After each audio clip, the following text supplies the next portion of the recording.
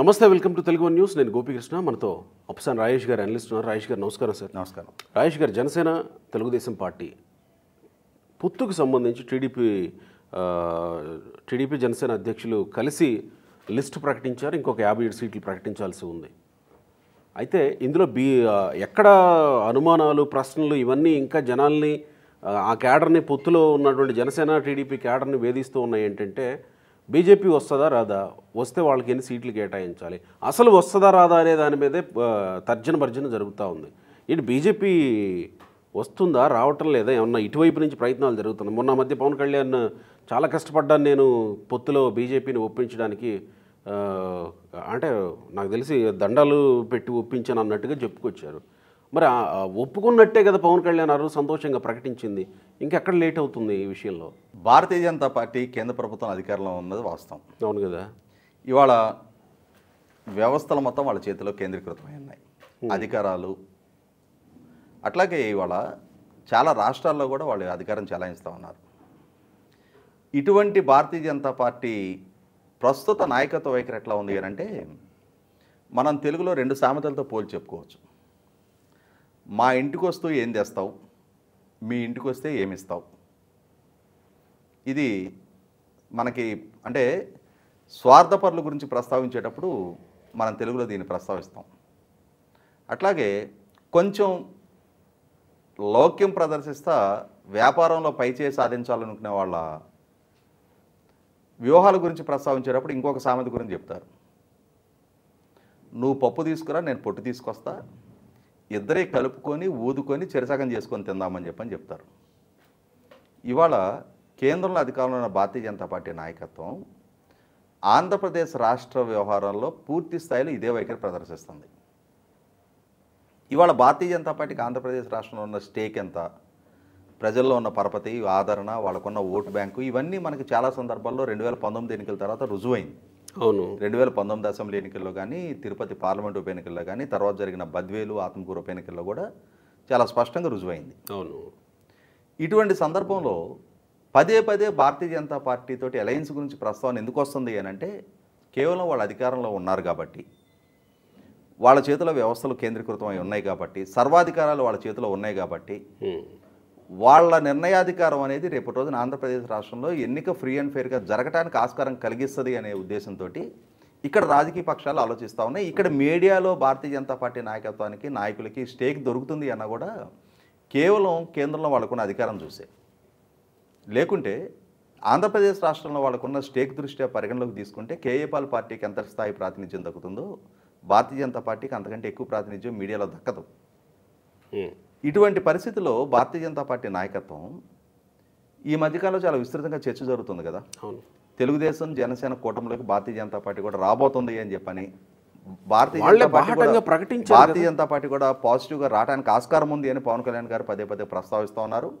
మొన్న 99 మంది అభ్యర్థుల ప్రకటన చేసిన సందర్భంగా కూడా అచ్చెన్నాయుడు గారు కూడా కరెక్ట్ ఆ మరుసటి రోజు, ఈ ప్రకటనకు ముందు రోజు జరిగిన జనసేన తెలుగుదేశం సమన్వయ కమిటీ సమావేశం సందర్భంగా భారతీయ జనతా పార్టీతో కూడా పొత్తు గురించిన చర్చలు జరుగుతున్నాయి, ఇందులో ముసుగులో గుద్దులాట ఏం లేదు, ఆ చర్చలకు సంబంధించిన పూర్తి వివరాలు సమయాన్ని బట్టి సమయం సందర్భం చూసి మేము ప్రకటిస్తామని చెప్పారు. ఆ రోజు పవన్ కళ్యాణ్ కూడా ప్రకటించాడు బీజేపీ వస్తుంది, అందులో ఇక్కడ చాలా కీలకంగా ప్రస్తావించుకోవాల్సిన అవసరం ఏంటి అంటే, ఆంధ్రప్రదేశ్ రాష్ట్రము, ఇక్కడ ప్రభుత్వం అనుసరిస్తున్న విధానాలు, ఇక్కడ ఎన్నికలను నిర్వహిస్తున్న తీరు, ఇక్కడ అధికార వ్యవస్థను హ్యాండిల్ చేస్తున్న తీరు, వీటన్నిటి దృష్ట్యా కేంద్ర ప్రభుత్వ సహకారం అవసరమేమోనని చెప్పని ఇక్కడ పార్టీలు భావిస్తూ ఉన్నాయి.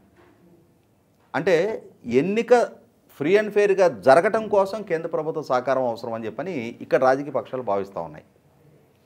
కేంద్ర ప్రభుత్వానికి ఇవి పరిగణలోకి రావట్లా. వాళ్ళ అవసరం ఏంటి, వాళ్ళ అవసరాలు అంటే వాళ్ళ రిక్వైర్మెంట్స్ వేరే ఉన్నాయి. వాళ్ళకి ఈ పార్టీలు ఇన్ని రోజుల నుంచి పెడుతున్న ఆబ్లిగేషన్స్ని వాళ్ళు సీరియస్గా కన్సిడర్ చేయలా. ఇప్పుడు వాళ్ళకు ఒక అవసరం వచ్చింది. ఆ అవసరం వచ్చిన దృష్ట్యానే వాళ్ళు చంద్రబాబు నాయుడు గారిని పిలిపించారు. ఈ మధ్యకాలంలో అమిత్ షా గారు, నడ్డా గారు కలిసి చంద్రబాబు నాయుడు గారిని మీరు ఒకసారి ఢిల్లీకి రండి అని చెప్పని, మీరు ఎన్డీఏలో చేరితే బాగుంటుంది, ప్రధానమంత్రి నరేంద్ర మోడీ గారు స్వయంగా మీకు చెప్పమన్నారు, మీరు 2019లో మీరు ఎన్డీఏ నుంచి దూరం జరిగేనాడు కూడా నరేంద్ర మోడీ గారు మీతో ఫోన్లో మాట్లాడారు, మీరు తొందరపడుతున్నారని చెప్పని మీకు చెప్పారు, మీరే తొందరపడ్డారు, మీరు ఎన్డీఏలో కీలక భాగస్వామిగా మళ్ళీ రండి అని చెప్పని వాళ్ళు ఆహ్వానం పలికారు. ఎందుకు ఇప్పుడు సడన్గా భారతీయ జనతా పార్టీ ఇటువంటి చొరవ చూపించింది, ఎందుకు ఇప్పుడు చంద్రబాబు నాయుడు గారు ఆహ్వానిస్తుంది అని చెప్పని కొంచెం మనలాంటి వాళ్ళు కొంచెం వెనక్కి తిరిగి చూసుకుంటే మనకు అర్థమవుతున్న భారతీయ జనతా పార్టీ క్రియేట్ అయిన కంపల్షన్ ఏంటి అంటే, రీసెంట్గా కర్ణాటక ముఖ్యమంత్రి సిద్ధరామయ్య గారు కేంద్ర ప్రభుత్వం దక్షిణాది రాష్ట్రాల పట్ల వివక్ష ప్రదర్శిస్తుంది అని చెప్పని ఢిల్లీలో జంతర్ మంతర్ దగ్గర రాష్ట్ర ప్రభుత్వం తరఫున అధికారికంగా కేంద్ర ప్రభుత్వానికి వ్యతిరేకంగా ఒక నిరసన కార్యక్రమం టేకప్ చేశారు.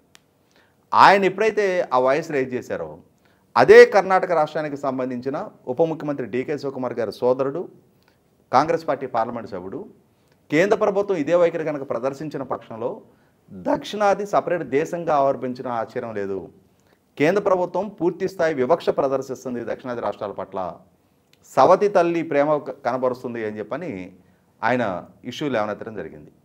కాంగ్రెస్ పార్టీని రాజకీయంగా భారతీయ జనతా పార్టీ ఆ అంశం పట్ల విమర్శించినా కూడా వాళ్ళు లేవనెత్తిన అంశాలకి సూటిగా స్పష్టంగా సమాధానం చెప్పలేకపోయింది. ఆలోచించాల్సిన విషయంగానే కాస్త ప్రజల్లోకి వెళ్ళింది. అది ఎప్పుడైతే కర్ణాటక ఈ ఇష్యూని లేవనెత్తిందో కేరళ, తమిళనాడు ప్రభుత్వాలు కూడా గొంతు కలిపినాయి. ఆ గొంతు కలపడమే కాదు, జాతీయ మీడియాలో కూడా చర్చనీయాంశంగా మారింది. ఏంటి వాళ్ళు రేజ్ చేసిన ఇష్యూ ఏంటి, అసలు వాళ్ళ కన్సర్న్ ఏంటి అంటే, సెంట్రల్ పూల్కి దక్షిణాది రాష్ట్రాల నుంచి ఎంతైతే ట్యాక్స్ కలెక్షన్స్ అవుతా ఉన్నాయో అదే ప్రపోర్షన్లో దక్షిణాది రాష్ట్రాలకి కేంద్ర ప్రభుత్వం నుంచి కంట్రిబ్యూషన్స్ ఉండట్లేదు. వేరాజ్ ఉత్తరాది రాష్ట్రాలు, బీహారు, ఉత్తరప్రదేశ్ లాంటి రాష్ట్రాలకి ఆ రాష్ట్రాల నుంచి వసూలవుతున్న పన్నులతో పోల్చి చూసుకున్నప్పుడు, కేంద్ర ప్రభుత్వం నుంచి ఆయా రాష్ట్రాలకు దక్కుతున్న పన్నుల వాటాతో పోల్చి చూసుకున్నప్పుడు ₹1 బీహార్ నుంచి కేంద్ర ప్రభుత్వానికి పన్ను వస్తుంటే కేంద్ర ప్రభుత్వం నుంచి బీహార్కి ₹7 విడుదలవుతూ ఉంది, ఉత్తరప్రదేశ్కి ₹2.70 విడుదలవుతూ ఉంది. కానీ కర్ణాటక నుంచి వసూలవుతున్న పన్నులతో పోల్చి చూసుకున్నప్పుడు ₹1కి 13 పైసలు మాత్రమే కర్ణాటక రిటర్న్ వస్తూ ఉంది. ఓవరాల్గా దక్షిణాది రాష్ట్రాలు అన్ని రాష్ట్రాలు పోల్చి చూసుకున్నా కూడా 26 పైసలు, 27 పైసలు, 32 పైసలే హైయెస్ట్ కంట్రిబ్యూషన్ కేంద్ర ప్రభుత్వం నుంచి దక్షిణాది రాష్ట్రాలకు దక్కుతుంది. కేంద్ర ప్రభుత్వం ఈ విషయంలో దక్షిణాది రాష్ట్రాలని పన్నులు వసూలు చేసే ప్రాంతంగా, ఉత్తరాది రాష్ట్రాలని పన్నులు పంపిణీ చేసే ప్రాంతంగా పరిగణిస్తుంది, దక్షిణాది రాష్ట్రాల పట్ల వివక్ష ప్రదర్శిస్తుంది అని చెప్పని ఒక జెన్యూన్ కన్సర్న్ విత్ స్టాటిస్టిక్స్ ఎప్పుడైతే దక్షిణాది రాష్ట్రాల ప్రభుత్వాల నుంచి కేంద్ర ప్రభుత్వం మీద సూటిగా విమర్శలకు పెట్టారో ఇది జాతీయ మీడియాలో కూడా చర్చనీయాంశంగా మారింది. కేంద్ర ప్రభుత్వం 100% డిఫెన్స్లో పడిపోయింది. పార్లమెంట్ ఎన్నికలు సమీపిస్తూ ఉన్నాయి. ఇటువంటి సందర్భంలో దేశంలో అత్యంత కీలకమైన దక్షిణాది పట్ల కేంద్ర ప్రభుత్వం వివక్ష ప్రదర్శిస్తుంది అని ఆధారాలతోటి, లెక్కలతోటి వాళ్ళు ఎప్పుడైతే దేశవ్యాప్తంగా చర్చనీయాంశం చేశారో ఆ అంశాన్ని కేంద్ర ప్రభుత్వం సమాధానం చెప్పుకోలేని పరిస్థితుల్లో ఈ ఇష్యూని న్యూట్రలైజ్ చేయాలి అని అంటే దక్షిణాది నుంచి కొంచెం టవరింగ్ పర్సనాలిటీ లాంటి నాయకుల్ని ఎన్డీఏలో భాగస్వాములుగా చేసుకున్నప్పుడు దక్షిణాది రాష్ట్రాల్లో ప్రోగ్రెసివ్గా ఉండే నాయకత్వం, 40 సంవత్సరాల సుదీర్ఘ అనుభవం ఉన్న తెలుగుదేశం పార్టీ, సుదీర్ఘ రాజకీయ నేపథ్యం ఉన్న చంద్రబాబు నాయుడు గారు లాంటి అనుభవజ్ఞుడిని మళ్ళీ ఎన్డీఏలో భాగస్వామిగా చేసుకున్నప్పుడు దక్షిణాది పట్ల మేము వివక్ష ప్రదర్శిస్తున్నాము అన్న అంశాన్ని కొంత కౌంటర్ చేయడానికి ఆస్కారం ఉంటుంది అని చెప్పిన ఉద్దేశంతో వాళ్ళ అవసరం రీత్యా చంద్రబాబు నాయుడు గారిని ఆహ్వానించారు. చంద్రబాబు నాయుడు గారు ముందు ఈ ప్రతిపాదన పెట్టిన తర్వాత ఆయన ఆలోచించుకొని చెప్తాను అన్నారు. ఇప్పుడు ఏమైపోయిందంటే భారతీయ జనతా పార్టీకి వాళ్ళ అవసరాలు, వాళ్ళ ప్రయోజనాల ప్రాతిపదికగా నిర్ణయాలు తీసుకుంటున్నారు తప్ప రాష్ట్రం, విభజన జరిగిన రాష్ట్రం, ఆ రాష్ట్రానికి భవిష్యత్తు నిర్మాణం చేయాలి, ఈక్వల్ లెవెల్ ప్లేయింగ్ ఫీల్డ్ అమర్చాల్సిన బాధ్యత పార్లమెంటుదే. పార్లమెంట్ వేదికగా రాష్ట్ర విభజన జరిగింది, అక్కడ రాజధాని లేదు, లోటు బడ్జెట్తో ఏర్పడ్డ రాష్ట్రం, అంటే పారిశ్రామికీకరణ లేదు, వలసల మీద ఆధారపడుతున్న యువత, వాళ్ళని కూడా మిగిలిన రాష్ట్రాల సరసన నిలబెట్టాల్సిన బాధ్యత కేంద్ర ప్రభుత్వం అన్న అంశాన్ని విస్మరించి ఇప్పటిదాకా ఆంధ్రప్రదేశ్ పట్ల వివక్ష ప్రదర్శించింది వాస్తవం. కానీ ఇప్పుడు వాళ్ళ అవసరం రీత్యా వాళ్ళు ముందుకు వచ్చిన సందర్భంలో తెలుగుదేశం పార్టీ, జనసేన కూటమి కూడా దాన్ని స్వాగతించారు. ఎందుకంటే ఇక్కడ ఆంధ్రప్రదేశ్ రాష్ట్రంలో ఎన్నికల్ని జగన్మోహన్ రెడ్డి గారు ఏ విధంగా నిర్వహిస్తూ ఉన్నారు, స్థానిక సంస్థల ఎన్నికలు, తిరుపతి పార్లమెంట్ ఉప ఎన్నిక, కుప్పం మున్సిపల్ ఎన్నిక సందర్భంగా ఆయన వైఖరి ఏంటి అనేది సమాజానికి రుచి చూపారు ఆయన. ఇటువంటి సందర్భంలో 100% కేంద్ర ప్రభుత్వ సహకారం లేనిదే జగన్మోహన్ రెడ్డి గారు లాంటి అన్ని వ్యవస్థలను గుప్పెట్లో పెట్టుకొని ఉన్న ప్రభుత్వాన్ని ఢీకొనడం కష్టం ఉద్దేశంతో కేంద్ర ప్రభుత్వ సహకారం కోసం వీళ్ళు కూడా ఎదురు చూస్తూ ఉన్నారు. కానీ భారతీయ జనతా పార్టీ చంద్రబాబు నాయుడు గారిని పిలిచి మాట్లాడిన తర్వాత అంతే వేగంగా నిర్ణయాలు చేయడంలో మాత్రం వాళ్ళు మళ్ళీ తాత్సారం చేస్తారు. ఎగ్జాక్ట్లీ ఇక్కడే అందరికీ ప్రశ్న ఉదయిస్తుంది కదా, వస్తారా రారా అనేది. అంటే వస్తారా రారా అని ప్రశ్న ఉదయించడానికి కూడా తాత్సారం చేయటం కారణం.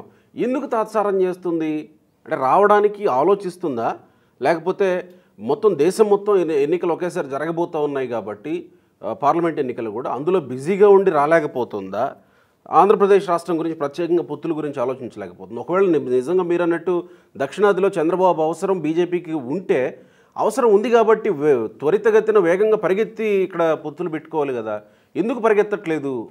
ఇక్కడ మీరు ఒక విషయం గమనించుకుంటే భారతీయ జనతా పార్టీ వైఖరి ఇప్పుడు కాదు, మొదటి నుంచి కూడా వాళ్ళేమి ఎన్నికలకు చాలా ముందు నుంచి ఈ పొత్తులు వ్యవహారాల్లో అంత సమాయత్తంగా ఆంధ్రప్రదేశ్ విషయాల్లో అంత వేగంగా నిర్ణయాలు తీసుకోవాలి.